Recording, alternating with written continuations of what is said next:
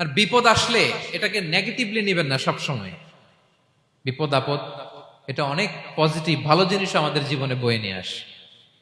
শাইখুল ইসলাম ইবনু তাইমিয়া আলাইহি রাহমা উনি বলতেন, খুব দামি কথা, খুব হেভি ওয়েট কথা, মনোযোগ দিয়ে শুনুন। তিনি বলতেন, যে নেয়ামত তোমাকে আল্লাহ থেকে দূরে সরায়, ওই নেয়ামতের চেয়ে বিপদ ভালো, যে বিপদ তোমাকে আল্লাহর দিকে ধাবিত করে।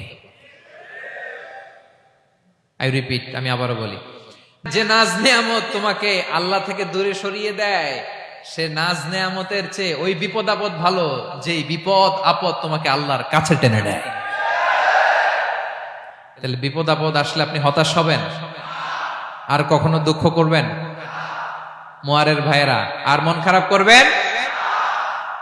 আপনি খেয়াল করে দেখেন, বিপদ আসলে আমরা আল্লাহরে ডাকি বেশি। যখন অসুস্থ আপনি খেয়াল করেন তো, আল্লাহ আল্লাহ তুমি ছাড়া বাঁচানোর কেউ নাই, আল্লাহ তুমি হেফাজত করো, আল্লাহ তুমি সুস্থ করে দাও।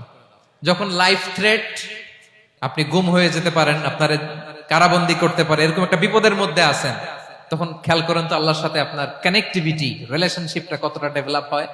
কারণ বিপদে পড়লে আমরা আল্লাহরে ডাকি বেশি। তাহলে বিপদ আপদেরও কিছু পজিটিভ সাইড বা দিক আমাদের জীবনে আছে না নাই?